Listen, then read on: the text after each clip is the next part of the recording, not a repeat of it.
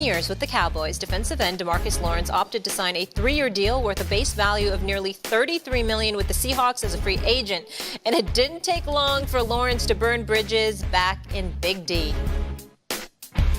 Dallas is my home. I made my home there. You know, my family lives there. You know, I'm forever going to be there. But, you know, I know for sure I'm not going to win a Super Bowl there. So, yeah. We here. I know for sure I'm not going to win a Super Bowl there. Wow. Okay, Micah Parsons, clap back. This is what rejection and envy look like. This is some clown expletive. Lawrence didn't let it slide.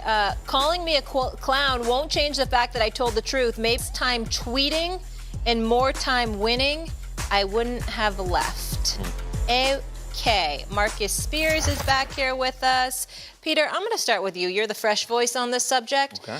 Who do you think looks more petty right now? Is it DeMarcus Lawrence or Micah Parsons? I have zero issue. First of all, I just want to echo Steven's sentiments from before. You love to see it. But I have no issue with Micah Parsons. Micah Parsons. Oh, you too, Peter. Well, yeah, come on. You too, Rosenberg. I'm you sorry. Too, I'm sorry. Okay. I'm sorry. Right. We'll get to it though. Okay. But let me say this. Yeah. Micah Parsons is the best defensive player in football. This is a man who's probably going to make $60 million a year. There's no one better. Yeah. He can talk all he wants. In fact, he does a podcast every week. He's very good at it and still dominates on the football field. So to me, those words ring hollow from Lawrence. The fact is, you were there for a long time, and this is the part where I say you played yourself if you're Lawrence. Like my man Swagoo, you live in Dallas. You just said my family's in Dallas. I love Dallas. Let me trash them on my way out the door. And by the way, I'm not heading to Baltimore. I'm not heading to Buffalo. The best thing happening for the Seattle Seahawks right now is that Mina Kimes keeps winning on Celebrity Jeopardy. He didn't go to an immediate contender, so I just don't understand where the bravado is coming from Lawrence. S.A.? Mina cold. Neither do I. Jeopardy too. Neither do I.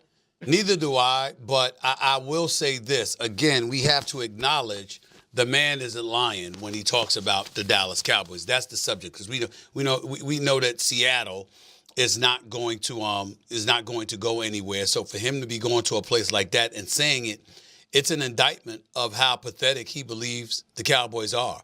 And it's also incredibly incriminating because he's not speaking just for himself, and he clearly believed what he said while he was in uniform playing for the franchise. All right? Which is what brings us to the point of Micah Parsons. You got to love Micah Parsons if you're a Dallas Cowboy. If you're a Dallas Cowboy fan, if you're Jerry Jones. Micah Parsons certainly didn't do anything wrong by clapping back. Wait a minute, bro. We were in the same locker room on the same team. I believe in us. You don't believe in us. You're going to walk out the door talking trash about us. Micah Parsons did absolutely nothing wrong in clapping back at him. Now, you're going to have to back it up now. He's going to have to back it up. But we suspect that he will, because we when we see him, you know what? We know what Micah Parsons can bring to the table, okay? Now, that can't speak for everybody else in the Dallas Cowboy uniform, but I don't have a problem with Micah Parsons clapping back in defense of himself and his franchise. He's like you walking out the door and you dogging us. I got a problem with that. There's nothing wrong with Micah Parsons speaking up in light of what DeMarcus Lawrence said. But DeMarcus Lawrence didn't lie. And that reality is what Micah Parsons is going to have to live with as well. There it is. But did he lie? We asked that question now in 2025, Rosenberg. And listen, man, I've been saying for nearly 30 years he ain't lying. Well, yeah, you have been. We were at odds for about a year. We've been in agreement for like the last 10 since I've been. Yeah, you came on board. You got to the party late, but you came on board. Yeah. But I was responsible for some of that failure, so I couldn't just, And Dallas is my team. I feel like when you own the team, you don't get it done. You share some of the responsibility, which is what both of you are saying about DeMarcus Lawrence right now. Here's my opposite to that. No issue with Micah Parsons dealing like having his feelings and emotion. DeMarcus Lawrence wasn't talking to Micah Parsons. DeMarcus Lawrence was talking about this front office that we've talked about for years, not putting them in a position to win a Super Bowl. That is a pissed off player that played at a high level for a number of years in Dallas that was the main guy at getting after the quarterback and heard us and everybody else have discussions about the lack of opportunities that this front office was giving the Dallas Cowboys to win championships. So you know what? When a player says they ain't gonna win a championship, he is validated because one, we've seen Philly go to 3 in the last 10 years and win 2 of them. We saw the Washington Commanders go to the NFC Championship. We've seen the San Francisco 49ers go to the Super Bowl. We've seen the Los Angeles Rams win the Super Bowl. What do all of those teams have in common, Peter Rosenberg and Stephen A. Smith? They all went and got good players. They all were aggressive in free agency.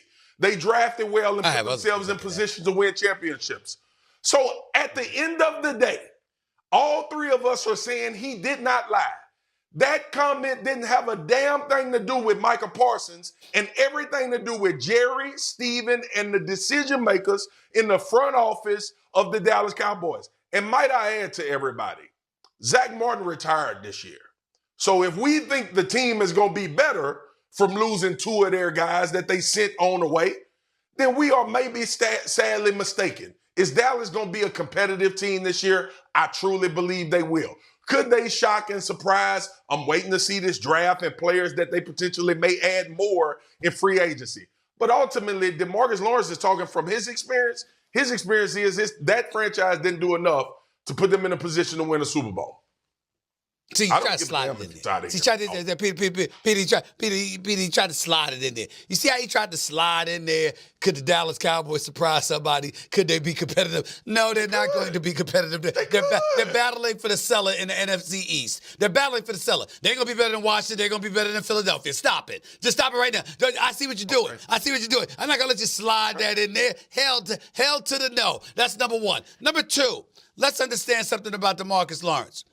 You can say what you want about him pointing to the front office, but the brother speaks English.